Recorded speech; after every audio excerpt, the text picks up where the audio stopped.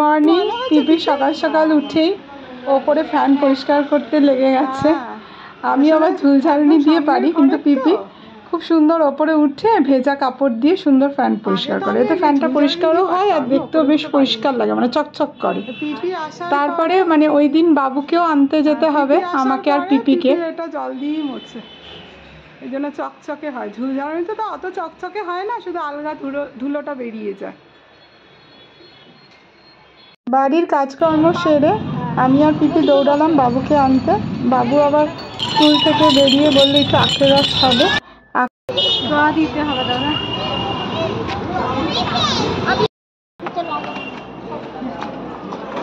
ভালো লাগছে।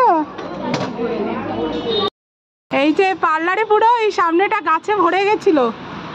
আজকে বিশ্বনাথ দা অনেকদিন বলার পরে আজকে কেটেছে।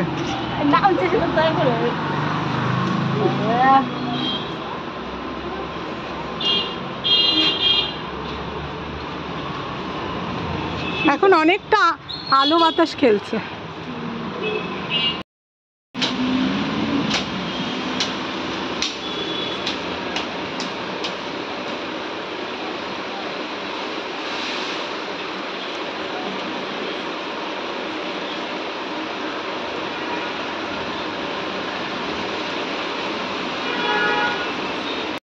পার্লারের লাইটটা একদম খারাপ হয়ে গেছিলো। এটা আমার ঘরের মানে বেডরুমের জানলা থেকে পার্লার অবধি এই টুনি বাল্বটা জ্বলে। ওই লতা গাছগুলো উঠে পুরো এটাকে নষ্ট করে দিয়েছিল, মানে তার কেটে দিয়েছিল। পিপি আজ কেটে ঠিক করলো। এই যে পিপি ইলেকট্রিশিয়ান।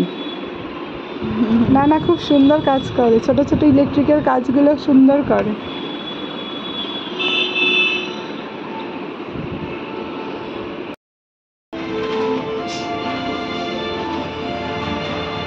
ওই দিকটা পরিষ্কার হয়ে গেছে।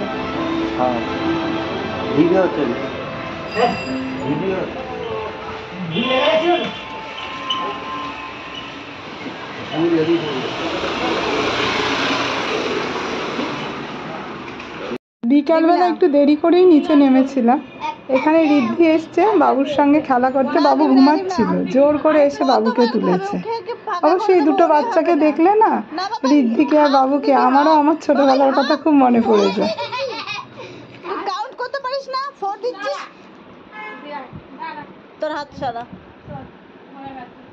আচ্ছা তুই ও চপ চপ করে কেন তুই একটা করে চুষছিস? ওই দেখ ওর খাওয়া হয়ে গেছে। ও তো ছোট বাচ্চা। চল আমরা অন্য দিকে দিয়ে যাই। না না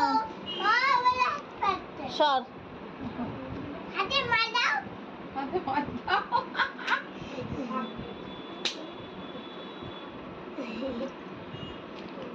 যা তুই দোকান দিয়ে একটা নিয়ে আয়। যা দোকান মামির দোকান নিয়ে একটু যা। ঠিক আছে এখানে বসে খা। বাবা এখানে বসে খা।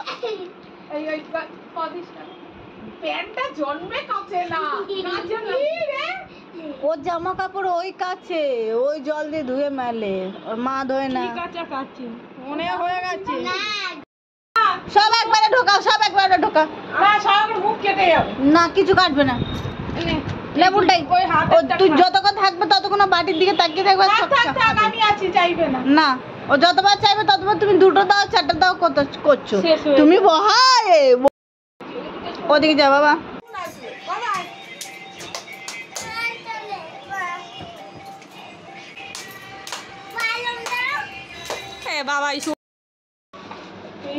এটা পরের দিন সকালবেলা বাজার থেকে মাছ এনেছিল, সেই মাছ ধুয়ে তার আগে রান্না হয়ে গেছিল, ধুয়ে তুলে দিলাম।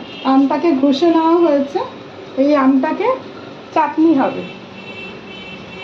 আর সাথে হচ্ছে লাইটটা জ্বালাই দাঁড়া, আর বেগুন ভাজা, মুগ ডাল, বটবটি দিয়ে আলু দিয়ে ভাজা। এটা রাতের জন্য তুলে রেখেছি, বটবটি আলু ভাজা। আর সকালে সাবু ভিজিয়ে রাখা হয়েছে কালকে, এই সাবু মাখা হবে এই আম দিয়ে। আর এই কলাগুলো সবার সর্দি, বাবুর সর্দি, তাই ওকে কলা দেওয়া হয়নি, কলাগুলো পুরো কালো হতে চলছে। এই কলা দিয়ে, দুধ দিয়ে, এটা দিয়ে সাবু মাখা হবে। এই লাইটটা জ্বালাটা অফ কর।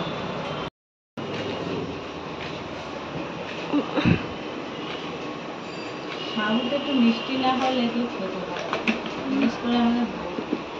আমি একটু কম মিষ্টি দিই। আমিও মিষ্টি। দুধের মতো মিষ্টি দাও। ঠিক।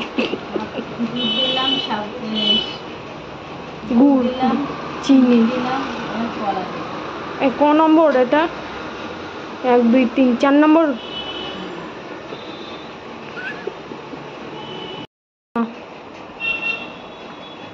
চিনি দিলাম, গুড় দিলাম, দুধ দিলাম, কলা দিচ্ছি। কলাটা দিয়ে সাবুটা মাখলে বেশি টেস্টি হয়। আর আমাদের বৌদির একটু মিষ্টি বেশি দাও, আমি একটু মিষ্টিটা কম দিই।